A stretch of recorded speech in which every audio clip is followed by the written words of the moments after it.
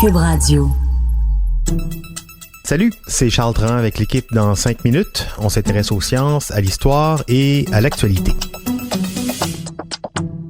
Aujourd'hui, on parle d'eau, ou plutôt de la guerre de l'eau qui se matérialise tous les jours un peu plus, pas sur les plateaux du Golan en Israël ou dans les pays du Sahel ou encore de la Corne de l'Afrique. Non, une guerre de l'eau, ici, au pays, entre le Canada et les États-Unis. On en parle depuis plusieurs décennies, c'est presque devenu un fantasme, mais de plus en plus, l'éventualité se pointe à nous.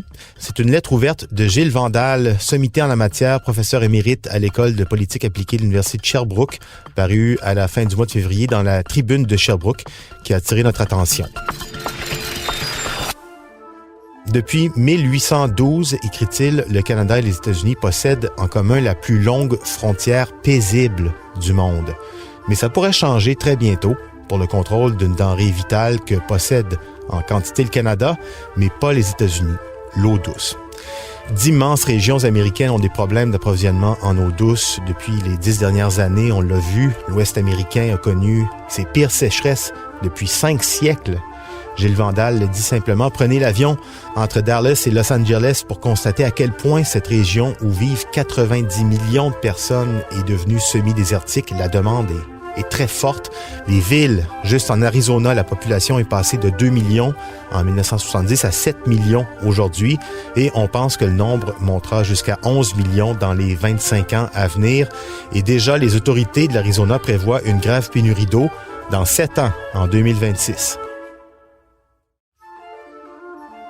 Il n'y a pas que les villes, il y a aussi l'agriculture. La Californie est une région importante de production de fruits et légumes.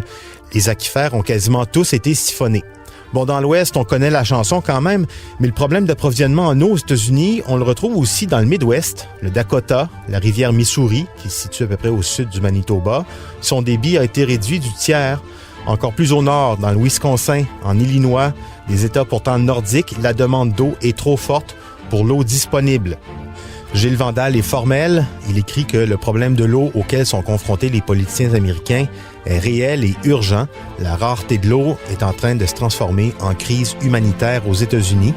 Entre 2010 et 2015, le prix de l'eau a augmenté là-bas en moyenne de 41%. Les autorités estiment que si la hausse des prix se poursuit, 35% des ménages, 1 sur 3, aux États-Unis ne seront plus en mesure de payer leur eau en 2020, l'an prochain. Et ça tombe bien pour les États-Unis, moins bien pour le Canada. Nous, on en a de l'eau, beaucoup même.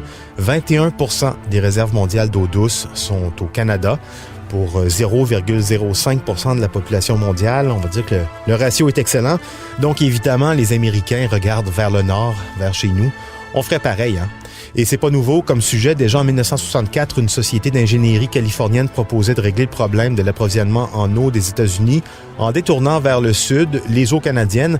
On parlait alors de construire un immense réservoir long de 800 km qui allait enjamber la frontière. Le premier ministre de l'époque, Pearson, était ouvert à l'idée, mais les écologistes de l'époque, on les remercie, l'en ont empêché. Plus tard, dans les années 80, Brian Mulroney était ouvert aussi à l'idée, lui, de construire un grand canal pour détourner les eaux de la baie James vers les États-Unis. Mais encore une fois, les écologistes sont intervenus. En 2001, George W. Bush a remis la table en proposant d'inclure l'eau dans les échanges canado-américains. Encore une fois, les écologistes ont dit non et ça a marché. Ici, au pays, le sujet de l'exportation de l'eau, c'est très sensible. C'est comme si on disait « Tous nos arbres au Québec doivent rester là, il ne faut jamais les couper. » C'est une ressource naturelle renouvelable, contrairement à une mine. Là, dès qu'on a sorti le minerai, c'est fini. Mais là, c'est de l'eau. Si on le gère correctement, si on s'en occupe comme il faut, pourquoi on ne peut même pas en parler? On voit ce que ça donne ailleurs dans le monde quand il est question d'extraction et d'exploitation d'une ressource naturelle. Les tensions, les guerres arrivent habituellement très rapidement. Donc, en plus, menacer nos écosystèmes pour le bon plaisir des Américains, c'est pas négociable ici au Canada. Sauf que, en fait, pour les Américains, l'eau, ça devrait faire partie de la liste des marchandises régies par les traités de libre-échange. Si on vend du bois, si on vend du pétrole, pourquoi pas de l'eau? Surtout que ces traités comme l'ALENA, ils sont en pleine négociation actuellement. En bas, au sud, on a en plus affaire à un monsieur assez malcommode en négociation. Il y a quelques semaines, Donald Trump reconnaissait officiellement la souveraineté d'Israël sur le plateau du Golan, alors qu'on sait très bien que c'est du plateau du Golan que provient la plus grande partie de l'eau pour Israël. En Chine, l'eau est un enjeu majeur dans ses relations avec ses voisins plus au sud. Et puis, au Moyen-Orient, l'eau est plus rare que le pétrole. Alors, qu'est-ce qui se dessine pour nous au Canada avec nos belles richesses d'eau qu'on veut garder pour nous? Gilles Vandal suggère à notre bon gouvernement de rapidement se positionner, de se préparer surtout à subir les pressions de nos voisins, la plus grande économie, mais aussi la plus grande armée du monde. C'était en 5 minutes.